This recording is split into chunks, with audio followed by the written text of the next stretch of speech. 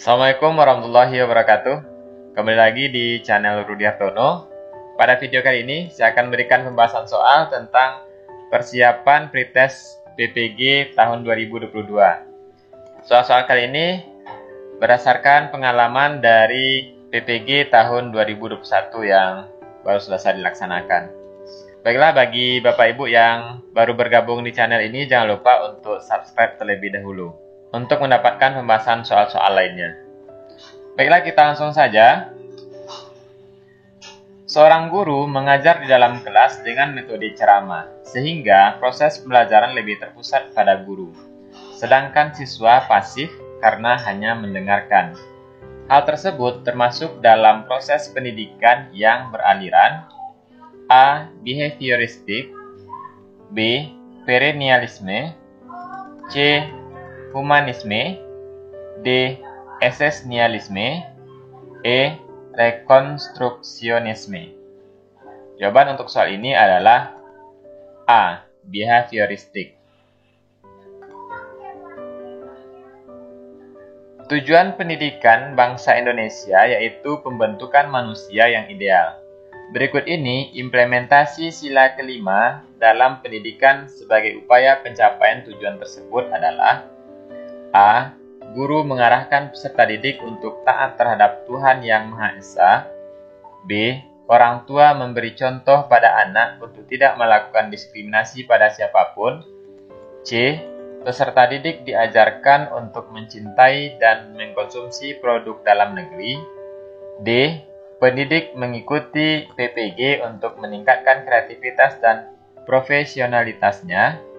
E. Sekolah melakukan program kegiatan bakti sosial dengan melibatkan peserta didiknya. Jawaban untuk soal ini adalah E. Sekolah melakukan program kegiatan bakti sosial dengan melibatkan peserta didiknya. Nah, pada soal ini kuncinya sila kelima ya, Bapak Ibu. Sila kelima ini sebagaimana kita ketahui keadilan sosial bagi seluruh rakyat Indonesia. Berarti intinya adalah kegiatan sosial. Berikut ini contoh kegiatan yang tergolong ke dalam praktik pendidikan adalah A. Ibu Ani sedang membaca buku psikologi pendidikan. B. Ibu Heni dan Pak Didi sedang berdiskusi tentang pengertian pendidikan. C. Pak Andi sedang mengajarkan konsep bangun ruang kepada peserta didiknya. D. Pak Budi sedang mencari ide untuk memotivasi peserta didiknya agar giat belajar. E. Pak Hajar sedang mendownload file materi pendidikan Pancasila. Jawabannya adalah C. Pak Andi sedang mengajarkan konsep bangun ruang kepada peserta didiknya. Nah, untuk praktek pendidikan berarti di sana harus tergambar konsep praktek atau keterampilan ya. Dalam konsep bangun ruang terdapat konsep tentang materi keterampilan, bagaimana siswa melakukan pengukuran, dan sebagainya.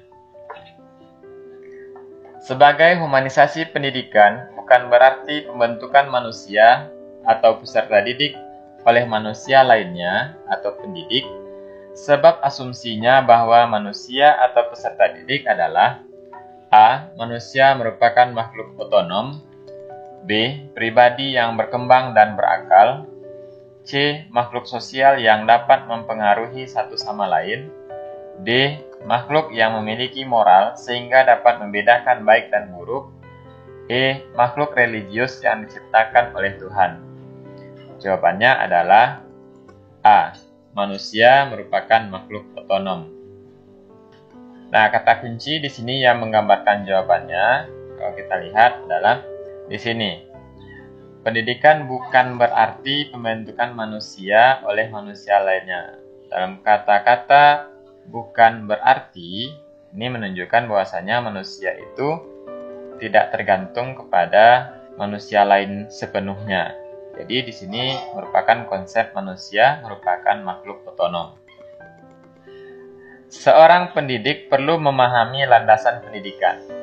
Salah satu manfaat mempelajari landasan pendidikan bagi pendidik adalah A. Memahami berbagai karakteristik peserta didik sehingga memandang peserta didik sebagai pribadi yang unik. B. Menumbuhkan sikap berpikir kritis pendidik terhadap perkembangan peserta didik.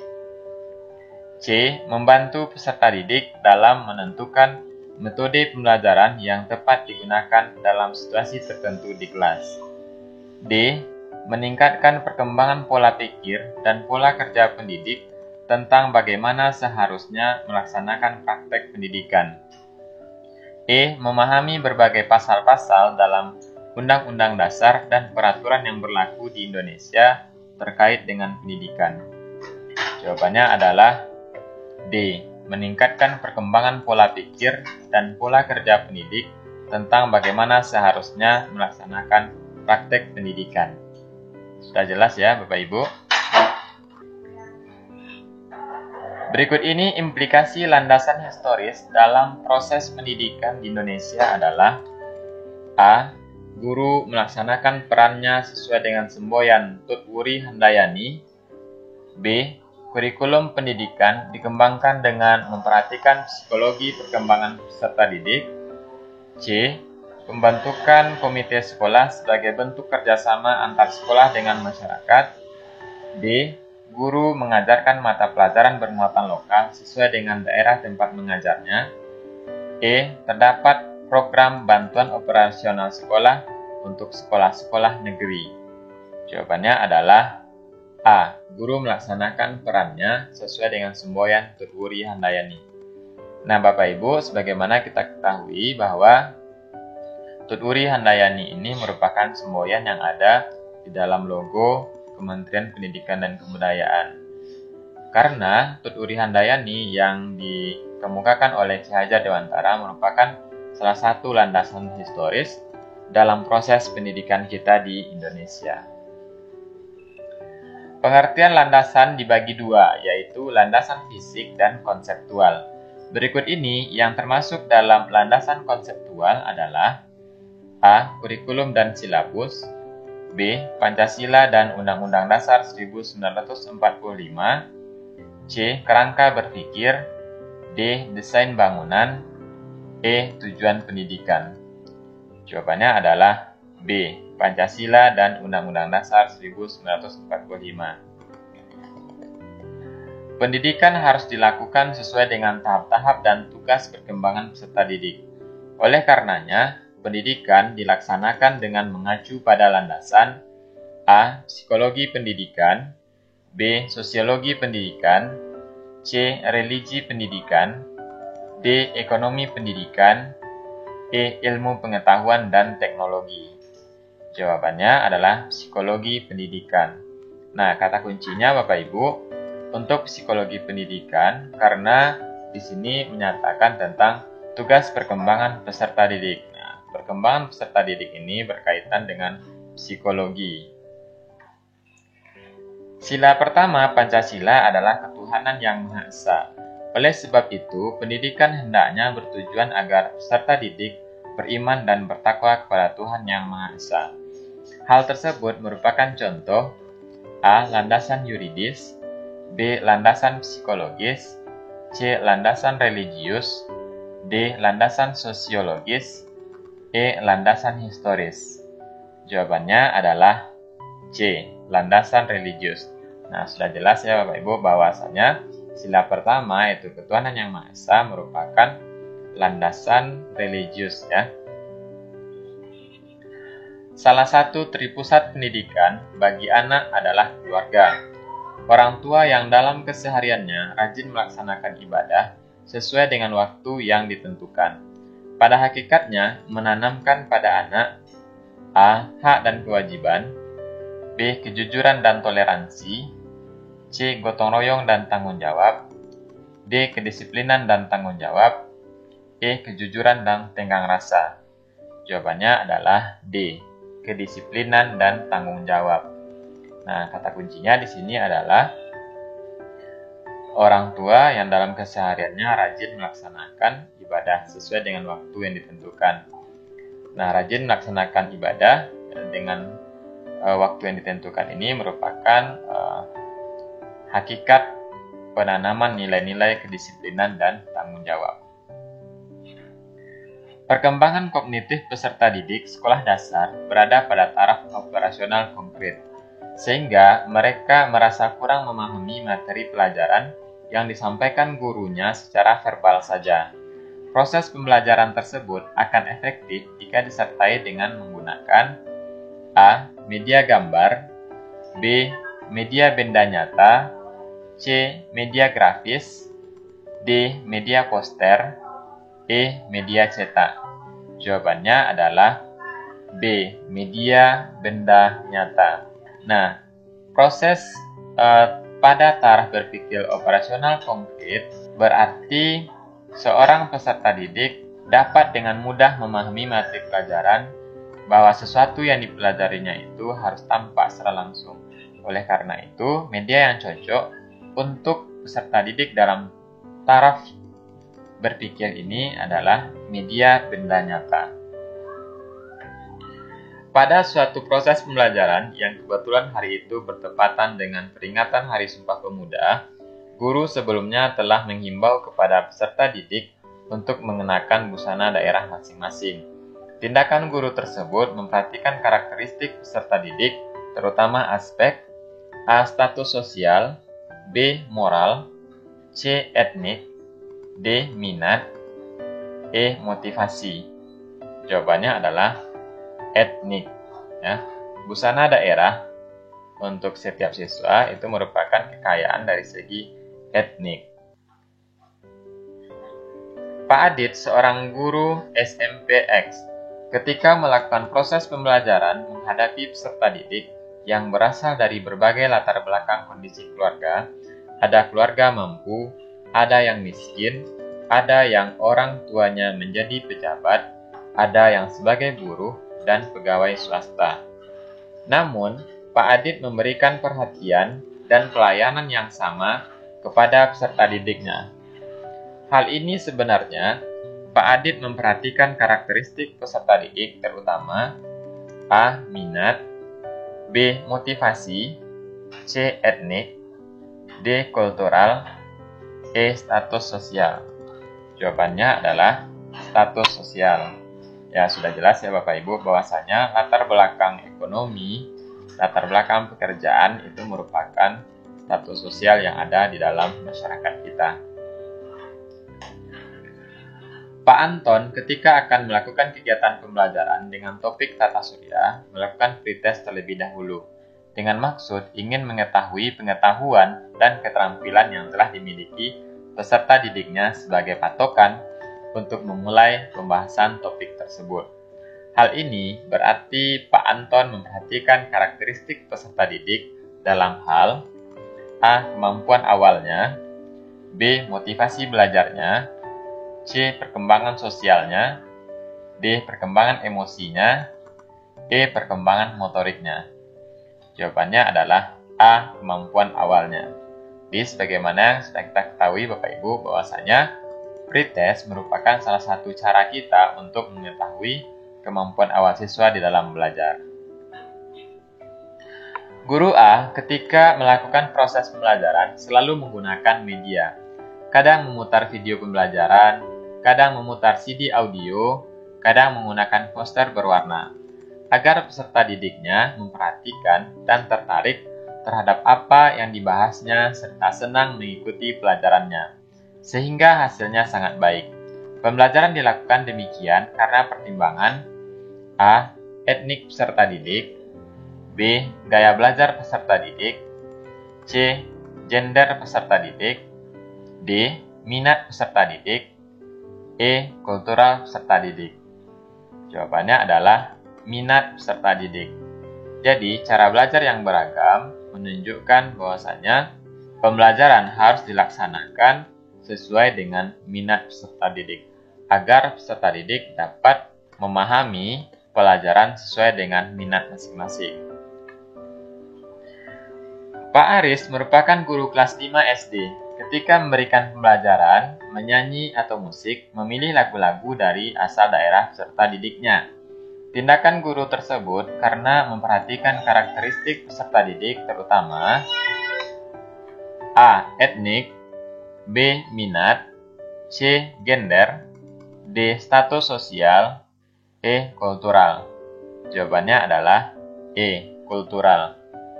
Nah, lagu-lagu daerah ya, menunjukkan bahwasanya karakteristik peserta didik dalam hal kultural.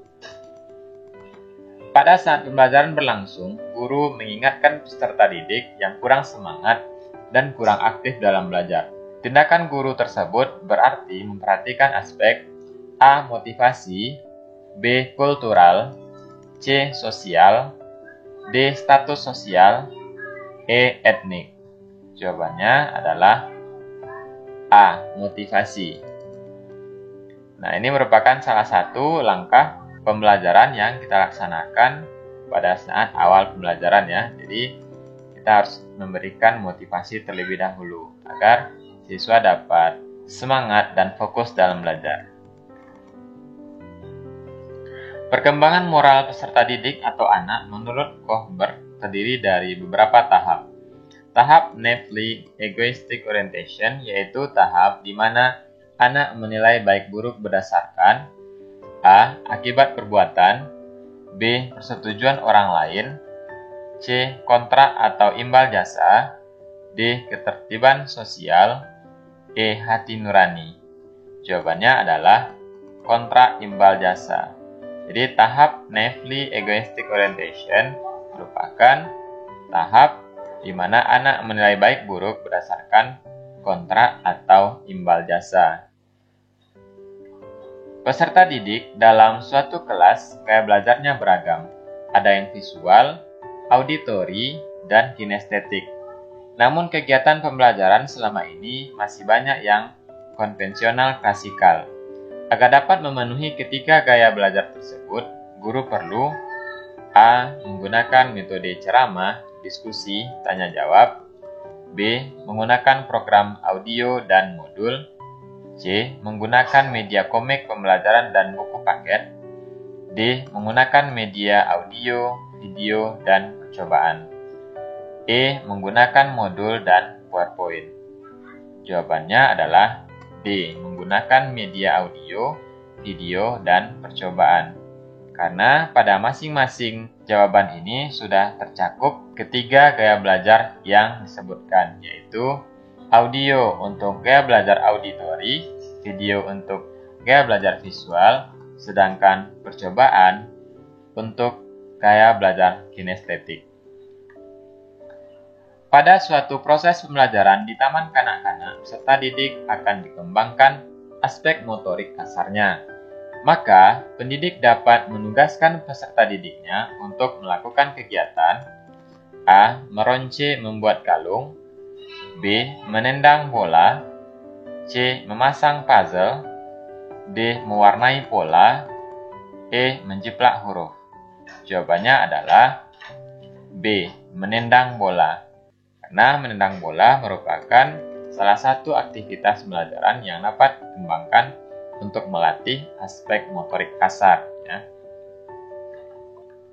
Teori belajar yang mengutamakan perubahan tingkah laku pada individu yang belajar dengan mengutamakan hubungan stimulus dan respon merupakan teori belajar A. Kognitivistik, B. Behavioristik, C. Konstruktivistik, D. Humanistik, E. Rekonstruktivistik. Jawabannya adalah B. Behavioristik. Apabila dalam proses belajar, peserta didik melakukan sesuatu sampai dengan mendapatkan respon yang tepat dan sesuai dengan apa yang diinginkan serta menghilangkannya apabila dirasakan tidak sesuai. Hal ini merupakan prinsip belajar dari A. Conditioning, B. Trial and error, C. Shaping, D. Konseptualisasi, E. Stimulus respon. Jawabannya adalah trial and error. Contoh penerapan teori behavioristik yang dapat dilakukan oleh guru dalam praktek pembelajaran adalah A. Membimbing siswa dalam memperoleh pengetahuan baru, B. Menyediakan atau memberikan kegiatan-kegiatan yang merangsang keingintahuan siswa dan membantu mereka mengekspresikan gagasannya, C. Memberikan stimulus kepada peserta didik berupa penataan lingkungan belajar. D. Memahami tahap-tahap perkembangan peserta didik dan menggunakan metode pembelajaran sesuai dengan tahap tersebut. E. Memberikan penjelasan pengetahuan baru. Jawabannya adalah C. Memberikan stimulus kepada peserta didik berupa penataan lingkungan belajar. Seluruh komponen pendidikan memiliki tujuan yang sama, yaitu terbentuknya manusia yang ideal, manusia yang dicita-citakan, yaitu manusia yang mampu mencapai aktualisasi diri. Pernyataan tersebut merupakan bagian dari teori A. Behavioristik, B. Kognitivistik, C. Konstruktivistik, D. Humanistik, E. Sibernetik. Jawabannya adalah humanistik. Kata-kata kuncinya pada soal ini adalah manusia yang ideal, manusia yang dicita-citakan, atau manusia yang mampu mencapai aktualisasi diri.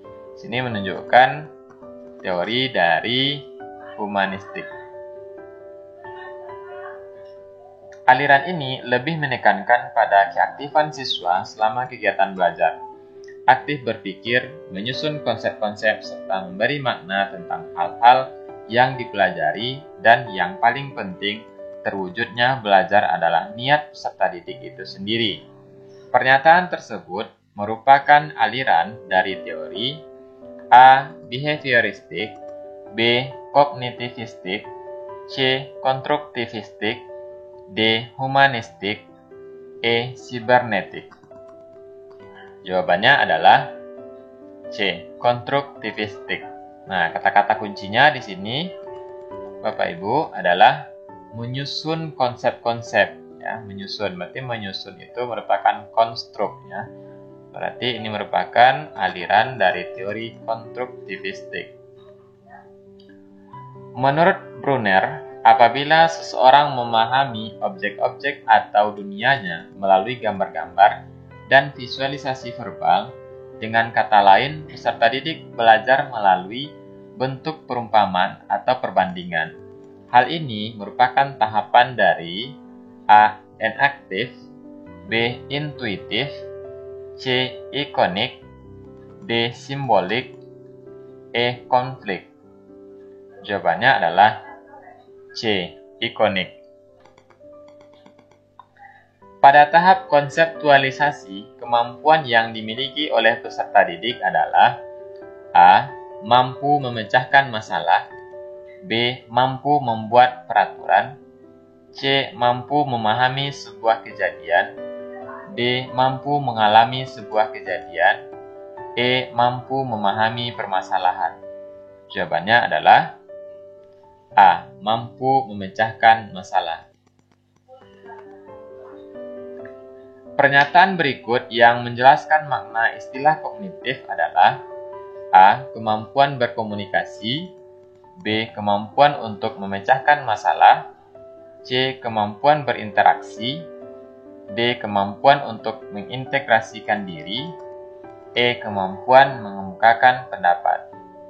Jawabannya adalah B. Kemampuan untuk memecahkan masalah. Ini masih terkait dengan soal sebelumnya tadi, bahwasanya kognitif berhubungan dengan pemecahan masalah. Di bawah ini adalah tipe belajar menurut Habermas, kecuali A. Belajar teknis, B. Belajar praktis, C. Belajar aktif, D. Belajar emansipatoris, E. Belajar konsep. Jawabannya adalah C. Belajar aktif. Di dalam proses pembelajaran, para siswa dihadapkan dengan situasi di mana ia bebas untuk mengumpulkan data, membuat dugaan atau hipotesis, mencoba-coba atau trial and error, mencari dan menemukan keteraturan atau pola, mengeneralisasi atau menyusun rumus beserta bentuk umum, membuktikan benar tidaknya dugaannya itu. Hal ini merupakan penerapan teori belajar A. Kognitivistik, B. Humanistik, C. Behavioristik, D. Konstruktivistik, E. Sibernetik. Jawabannya adalah D. Konstruktivistik. Kurikulum sebagai seluruh aktivitas peserta didik, baik yang dilakukan di dalam maupun di luar kelas, berarti A. Menyusun daftar mata pelajaran yang harus dipelajari oleh siswa selama menempuh pembelajaran di kelas. B. Menyusun rancangan kunjungan ke kebun binatang untuk menyelesaikan proyek pembelajaran sains. C. Menyusun aktivitas pembelajaran yang disajikan dalam RPP untuk menjadi dokumen sekolah. D. Menyusun modul pembelajaran yang memuat aktivitas belajar siswa. E. Menyusun daftar isi bahan pembelajaran agar mudah dipelajari oleh siswa dalam proses pembelajaran. Jawabannya adalah B. Menyusun rancangan kunjungan ke kebun binatang untuk menyelesaikan proyek pembelajaran sains. Kurikulum Indonesia telah mengalami perubahan sebanyak 10 kali.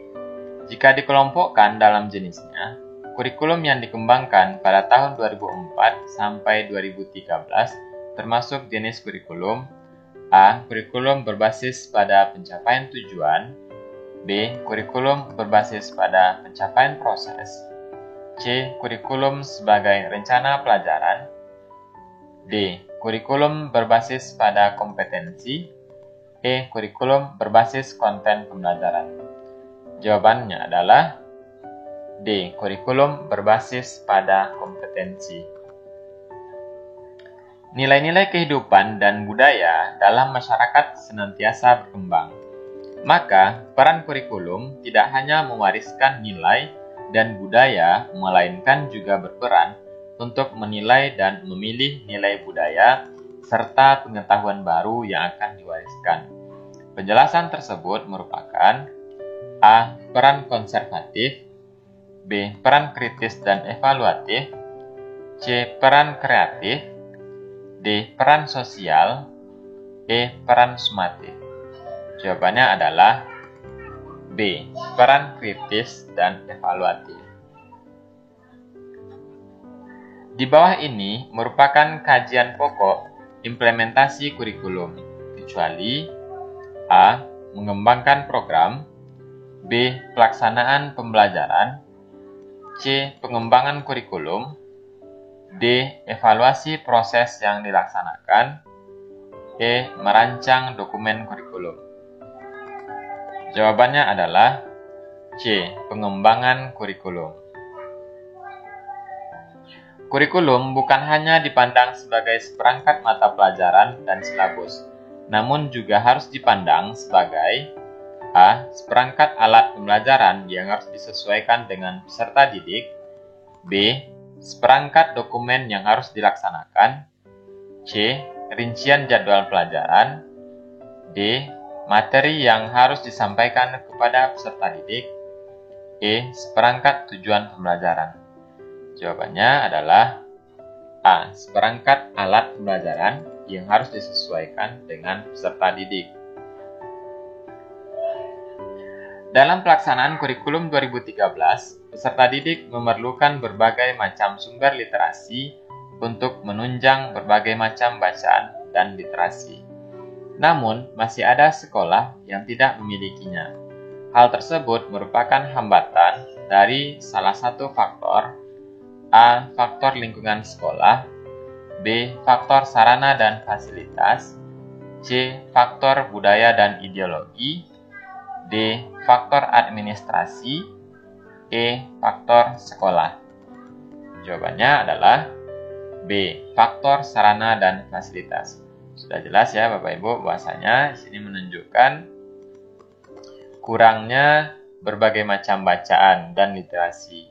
Nah, hal ini menggambarkan faktor sarana dan fasilitas.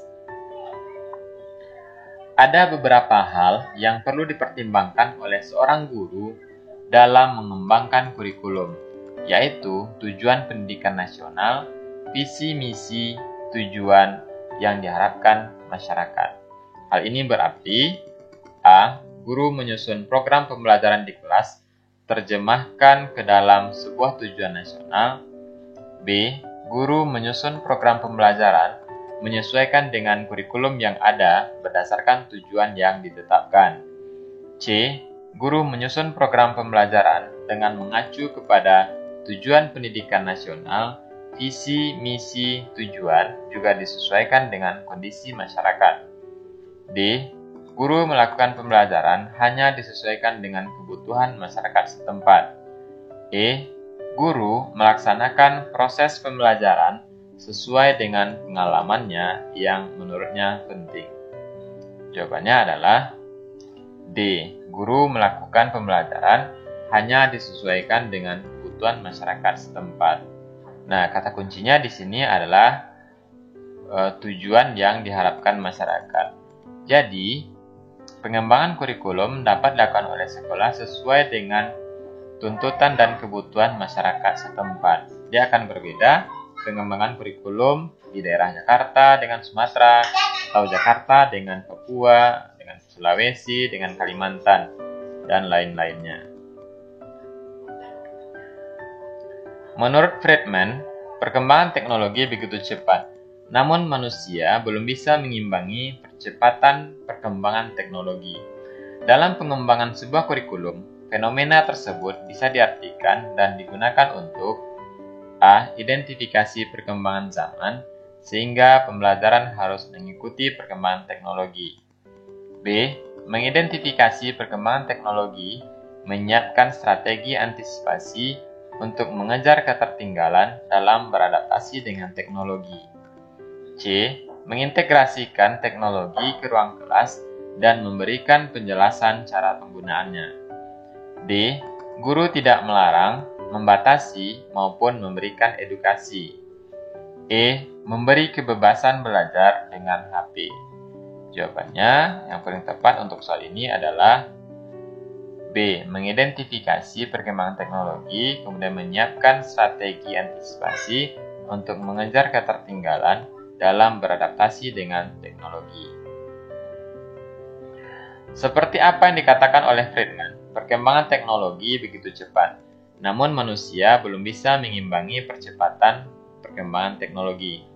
Sebagai seorang guru, maka yang harus dilakukan dalam rangka menyesuaikan dengan perkembangan teknologi adalah A. Tidak menganjurkan peserta didik untuk membawa alat teknologi. B. Membebaskan peserta didik menggunakan alat teknologi di dalam kelas. C. Mengintegrasikan teknologi ke ruang kelas dan memberikan penjelasan cara penggunaannya. D. Guru tidak melarang, membatasi, maupun memberikan edukasi. E. Memberi kebebasan belajar dengan HP. Jawabannya adalah C. Mengintegrasikan teknologi ke ruang kelas dan memberikan penjelasan cara penggunaannya. Dalam kurikulum 2013 terdapat integrasi antara ilmu pengetahuan dan karakter. Hal ini sesuai dengan arah baru program baru UNESCO, yaitu A. Ekonomi, manusia, lingkungan, dan sosial diintegrasikan. B. Pikiran dan benda terintegrasi dalam pengembangan. C. Sains dan nilai religius terintegrasi. D. Pendidikan merupakan integral dari semua perkembangan. E. Pendidikan untuk semua. Jawabannya adalah C. Sains dan religius terintegrasi. Baiklah Bapak Ibu, demikianlah pembahasan soal-soal persiapan pretest PPG untuk tahun 2022. Semoga dapat membantu dalam persiapan menghadapi pretest PPG ini. Terima kasih atas perhatiannya. Sampai ketemu lagi pada pembahasan soal-soal selanjutnya. Assalamualaikum warahmatullahi wabarakatuh.